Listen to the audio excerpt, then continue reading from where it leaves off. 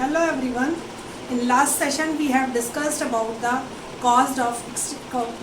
main causes of extinction of animals. Now today we will start with the different type of extinction. According to the species extinction, they are divided into three main categories. First is the natural extinction. It is also known as background extinction. You know, there are changes that are continuously taking place in the environment. Some animals or plants are unable to adapt themselves according to the change atmosphere, change environment. So they extinct.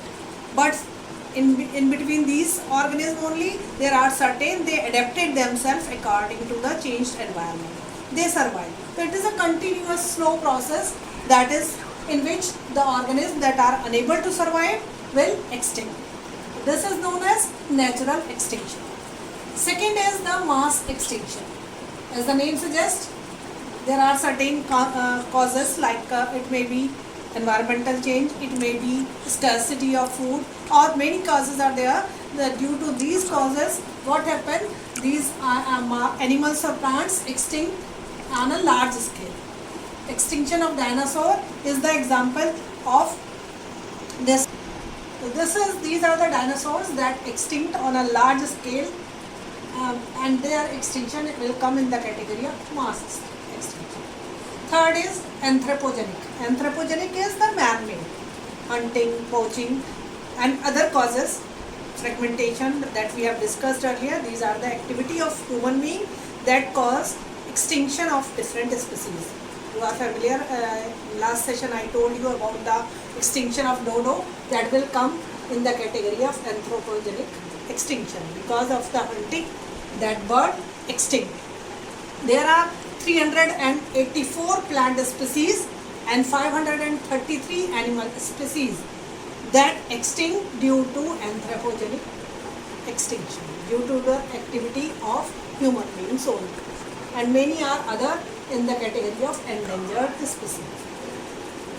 IUCN, the full form is International Union for Conservation of Nature and Natural Resources.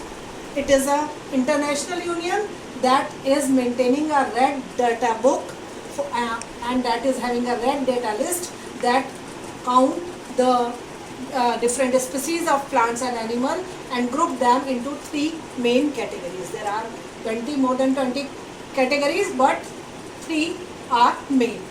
First of all, it is the endangered species. As the name suggests, these are the species that their number is decreasing day by day, and they will come in the category of endangered species. Second is the vulnerable species. These are the species that are present in proper amount, but if they were not protected, they will come in the category of endangered species, like golden langur, black buck. These are the different vulnerable species of animals and plants. Next is rare species. As the name suggests, these are the species that are confined to a particular area only, and their number is very less. They are not endangered, but because of the less number, they should be protected, otherwise they will come in the category of endangered, then ultimately they will extinct. Indian desert cat and snow iris are the example of rare species in India. In this diagram you can see different species of extinct and endangered Indian species of animals: tiger, turtle, snow leopard, peacock. These are the different species that are coming in the category of endangered species now. There are national organizations that are doing the job of conservation of wildlife. Their abbreviation and full form may come. So you should remember these abbreviation: IUCN, International Union for Conservation of Nature and Natural Resources; WWF, World Wild Fund. All these abbreviation, like MAB, it is Man and Biosphere Program. All these PETA, Pupil for Ethical Treatment of Animals. These are different organizations. You should remember the abbreviation and their full form. we know that biodiversity is very important for our life. That's why it should be conserved. And we have discussed about the different organizations that are doing the job of conservation of this biodiversity. They are conserving biodiversity in two ways. There are two ways of conservation. First is known as in situ conservation, another is ex situ conservation. As the name suggests, in situ conservation, if we are conserving, protecting the plants and animals, means flora and fauna in their natural habitat. We are protecting them in the area where they exist. That type of conservation is known as in situ conservation. There are certain examples. For example, it is the sacred forest and lakes. There are certain forests in Karnataka and Kerala where these are the tribals that protect the forest. They are protecting the entire forest because of the sacred belief. The same way, there are certain lakes also, like in Sikkim, it is a lake that is known as Keli Koplari Lake, that is protected by the people of the Sikkim as a sacred lake. Second is the Biosphere Reserve. Biosphere is a large protected area. It may be a terrestrial area, it may be a marine, aquatic area that is protected on a large scale, or entire human activities are prohibited, and a biosphere reserve may have national park and wildlife sanctuaries in it also. Next are the national park and wildlife sanctuaries. What is the difference between national park and wildlife sanctuaries? These are again the protected area, but in national park this is the entire area is protected and prohibited human activities. No human activities. Entire area is protected. All the flora and fauna present is protected.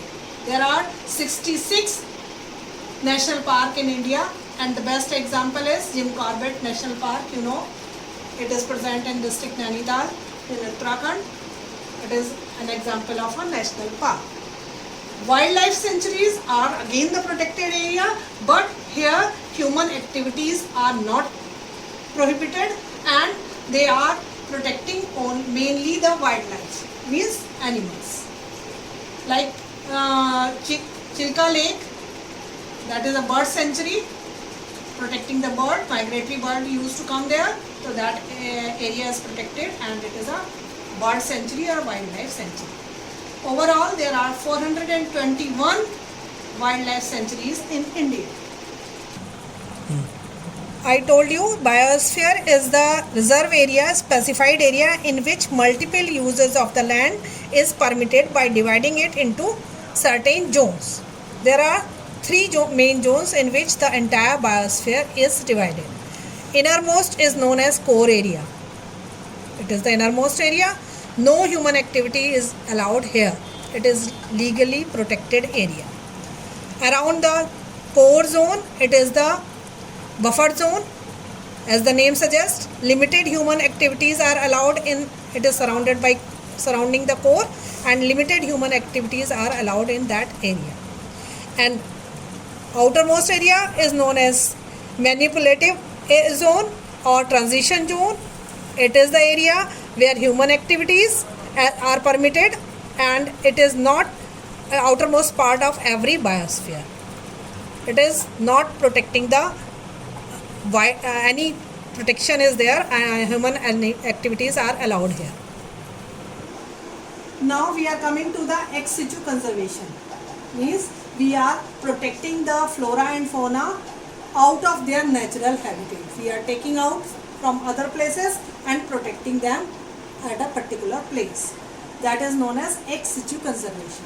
It is again of different type. There are certain sacred plants, home gardens like tulsi, peepal, many neem. These are the plants that are domesticated in the garden, or these are the sacred plants. There are certain seed banks like the blood bank. There are the certain areas in which the seeds are preserved and kept for the future use. Gene banks are there. Here sperms, egg or embryo of the plant or animals are kept and preserved. Next is method is known as cryopreservation. Cryopreservation is done for certain preservation of certain plants and animals. It is done at a very low temperature, minus 196 degrees Celsius temperature is maintained in liquid nitrogen, and the different varieties are preserved. Mainly it is used to preserve the potato. And tissue culture, you know about, there are the certain tissues of the plant animals that are preserved, and through these tissues we can develop new varieties of these plant animals by the method of tissue culture. Next is botanical garden. There are certain botanical garden, like in Lucknow we are having a botanical garden. Many varieties of plants are cultivated in that area that are not native to that place. They are cultivated just to find out, so that we can identify, we can preserve them. Zoos are the area, protected area where the animals are kept. You have seen the zoos. There are 800 zoo in the entire world, and many zoo like in Lucknow, Delhi, where you have visited the zoos. Here animals are kept, different varieties of animals are kept and protected. This is all about the conservation of biosphere, conservation of biodiversity. In next lesson we will study about the uses of this conservation and different tools that we use to conserve biodiversity. Thank you.